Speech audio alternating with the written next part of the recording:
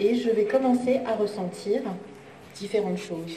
Par mes 5 sens, déjà je vais ressentir si l'animal a mal quelque part, je vais ressentir voilà, s'il a un malaise physique quelconque, je vais ressentir ses émotions aussi. Donc si l'animal a peur, si l'animal au contraire est très bien, je vais le ressentir aussi. Alors une chose très importante que je dis à chaque fois, ça n'est pas un don. Voilà. Vous là, tout le monde qui est là, vous en êtes tout à fait capable. C'est en fait une capacité que l'on a des tout petits. D'ailleurs, les enfants font ça très très bien, tout petits, ce type de communication. Et puis, comme effectivement dans nos sociétés où on travaille beaucoup le cerveau, le côté intellectuel, l'analyse, etc., c'est très peu utilisé. Donc en fait, on oublie de l'utiliser et comme une langue étrangère qu'on n'a plus l'habitude de parler, eh bien on ne sait plus la parler. Alors, il est simple en fait de nouveau recommencer à la parler, c'est de nouveau s'exercer à utiliser en fait notre intuition. Donc simplement retrouver du calme à l'intérieur et puis essayer de regarder l'animal et puis se mettre en communication avec lui.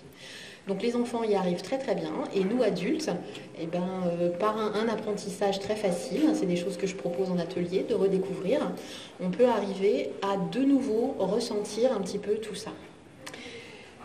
Alors, voilà, on ressent des choses par les 5 sens. Alors on peut appeler ça une forme de télépathie. Alors une fois qu'on a dit ça, voilà, on a tout dit, on n'a rien dit.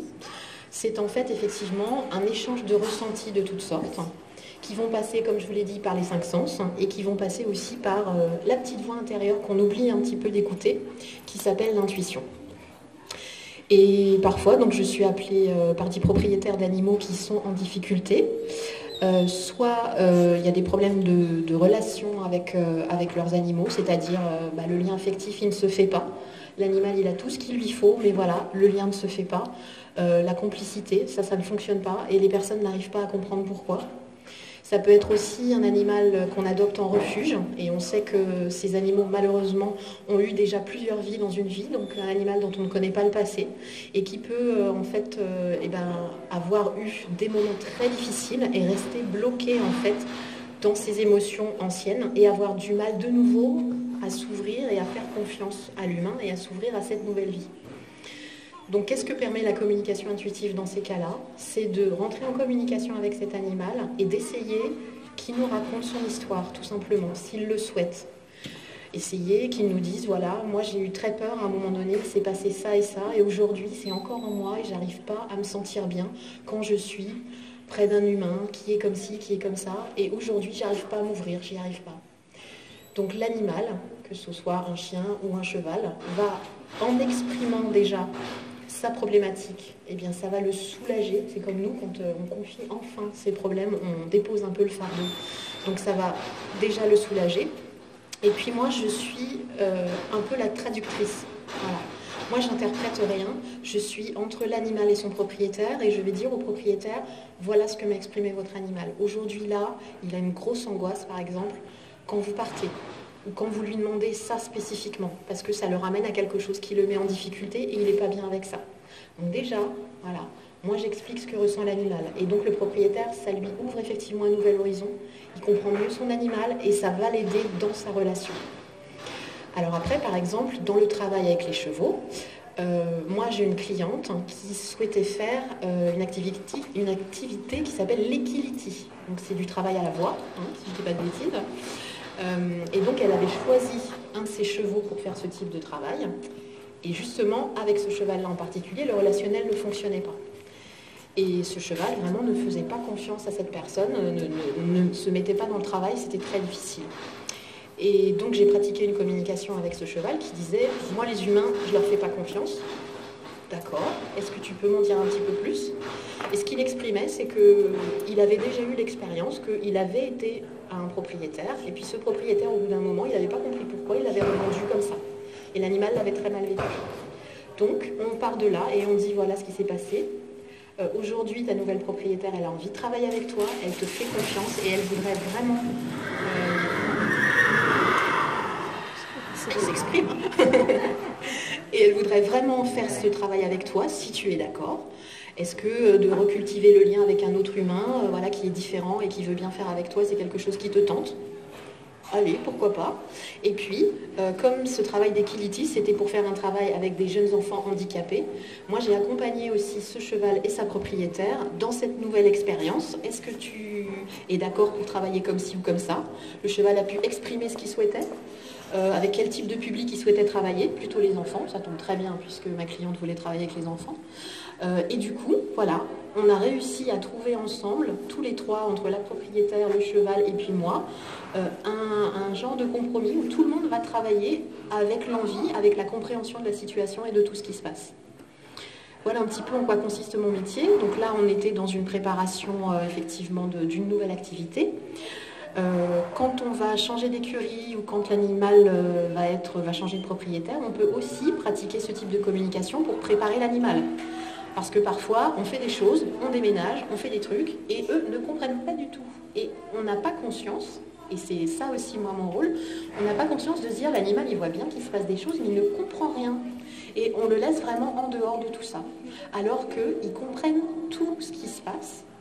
Et au niveau des émotions, ils sont extrêmement sensibles. Hein. Les chevaux, par exemple, ce sont des grands ados. Donc c'est vrai que quand on se place à ce niveau-là émotionnel, on se dit, mais c'est vrai, des fois je fais des choses, je ne comprends rien en fait, voilà. Donc on ne se comprend pas. Et moi, mon rôle, c'est de dire, voilà, l'animal, il a des ressentis émotionnels qui sont très simples, très basiques, et il faut en tenir compte si on veut travailler ensemble ou être ensemble en relation de manière la plus douce possible. Donc, comment est-ce que moi je travaille? Effectivement, on peut travailler, comme je vous ai dit, uniquement dans le relationnel, pour trouver, comme qui dirait, un terrain d'entente pour travailler intelligemment ensemble. Quand il y a des soucis de santé qui reviennent de manière chronique et que vraiment l'animal ne s'en sort pas, je pense par exemple pour les animaux domestiques aux cystites, aux problèmes de peau, il y a une piste intéressante qui est la piste émotionnelle. Hein. Qu'est-ce qui fait que l'animal va réagir comme ça aussi souvent et que, ok, on le bourre de médicaments, mais derrière, il faut essayer de trouver la source du problème. Hein. Et par cette analyse émotionnelle, par cette communication avec l'animal, on va pouvoir essayer de trouver des pistes ensemble. Hop là. Donc essentiellement aussi, je travaille beaucoup dans tout ce qui est blocage émotionnel et puis aussi renouer la confiance. Je me souviens très bien d'une cavalière qui faisait beaucoup de CSO, saut d'obstacle, et qui avait fait une grosse chute qui l'avait emmenée à l'hôpital pendant plusieurs jours. Et ensuite, remonter sur son cheval, lui faire de nouveau confiance, faire que le couple cavalier et cheval fonctionne de nouveau ensemble, c'était extrêmement compliqué. Parce qu'elle en voulait à son cheval. Elle s'était dit, il l'a fait exprès. Il l'a fait exprès. De toute façon, il n'aime pas sauter. Il se trouve que la jeune femme adorait sauter avec son cheval. Donc du coup, voilà, il a fallu essayer de travailler avec ce couple-là, le cheval et sa propriétaire, pour déjà faire comprendre à la propriétaire que le cheval était désolé, effectivement, de l'avoir fait tomber, qu'il ne l'avait pas fait exprès, qu'il ne voulait pas sauter ce jour-là et que ça le mettait en grande difficulté ce jour-là et que ça avait été la fois de trop et qu'il s'était dégagé comme il avait pu et qu'effectivement, elle était tombée, elle s'était blessée. Donc du coup, ça a aidé la propriétaire à lâcher un petit peu cette colère qu'elle avait contre son cheval et permettre que tranquillement, elle arrive à le remonter de nouveau. Mais ce qu'elle avait compris aussi, c'est que ce cheval-là, il voulait bien sauter, mais pas aussi haut qu'elle le voulait. Et du coup, voilà, on a réussi à trouver un terrain d'entente, j'allais dire, où tout le monde s'y retrouvait. Le cheval était en confiance sur des sauts pas très hauts où il était bien. La jeune femme avait retrouvé le lien avec son cheval qu'elle aimait tant et lui faisait de nouveau confiance en ayant compris que oui, c'était vraiment un accident cette chute. Hein, voilà un petit peu encore un exemple de comment la communication animale peut aider les humains et les animaux. Alors, une fois que effectivement on a déterminé qu'il y avait une problématique et qu'on l'a analysée, quels moyens j'ai, moi, pour aider l'animal? Donc, comme je vous l'ai dit, déjà, l'écoute. Que l'animal arrive à confier enfin son problème, enfin sa difficulté, qui peut être là depuis des années. Hein. Quand on a des animaux qui viennent de refuge, ils ont été passés souvent de refuge en refuge ou famille d'accueil en famille d'accueil, et ils ont toujours le même problème, et enfin, ils s'en libèrent parce qu'on leur a donné la parole. Alors, effectivement aussi, parfois, l'humain est en miroir avec son animal. C'est-à-dire que l'animal va porter pour lui une difficulté. Par exemple, hier, j'étais en clientèle pour un chat qui avait des gros problèmes de peau chroniques, qui était très stressé. Et en fait, ce chat était très protecteur avec sa propriétaire et il prenait beaucoup d'attention de sa propriétaire. Donc, à partir du moment où il a pu l'exprimer, tout le monde en a pris conscience et on va faire en sorte que cet animal se sente mieux. Donc moi, mes moyens d'aider, eh bien, effectivement, je travaille avec des remèdes naturels, qui peuvent être par exemple les fleurs de bac, qui fonctionnent très très bien. Ce sont des élixirs floraux qui aident pour la gestion des émotions. Je travaille un petit peu toujours en remède naturel avec de l'aloe vera, qui peut être très bien pour des animaux qui ont des soucis physiques ou de peau, des choses comme ça. Et surtout, je travaille en intention positive et en visualisation. C'est-à-dire que un cheval qui a peur de sauter un obstacle, par exemple, je vais lui visualiser dans ma tête, et c'est souvent, je pense, le travail que propose Marilyn aussi, auprès du cavalier, de faire un travail de visualisation de comment va être l'action, et de l'avoir dans la tête, parce que l'animal est capable de capter en nous ce type d'image mentale. Voilà, visualisation, intention positive, et surtout la libération de blocage émotionnel et de blocage. Donc on fait ça de manière énergétique, pareil, en envoyant ce qu'on appelle des formes pensées, donc des pensées positives qui vont libérer l'animal, et c'est quelque chose d'extrêmement puissant. Et puis bien sûr, il y a des choses que moi je ne sais pas faire, donc parfois, oui, l'animal il est un petit peu roulé par là, un petit peu par là, et puis je vais renvoyer vers un ostéopathe. Quand par exemple il y a une problématique avec un chien au niveau du rappel, au niveau de la sécurité en promenade, etc., et bien, je renvoie vers quelqu'un qui est professionnel du chien, par exemple, un comportementaliste. Donc je m'entoure effectivement de professionnels, puisque moi je ne peux pas tout faire, je ne sais pas tout faire, mais c'est l'animal qui va m'indiquer, voilà, quel est mon problème et comment tu peux faire pour m'aider. Et ça, souvent, eux, ils ont la solution, et il suffit qu'on leur donne la parole pour que les choses s'améliorent grandement et simplement. Voilà, alors, je ne sais pas si vous avez des questions, si les choses étaient claires. Dites-moi. Comment vous donnez la parole à un cheval? Comment je donne la parole à un cheval? Alors, l'idée, c'est il faut une grande détente intérieure. Donc moi, je pratique beaucoup le yoga, la relaxation, etc. Et en fait, c'est quelque chose de très naturel. Au début, quand j'ai commencé, alors c'était le silence, toute seule dans une pièce.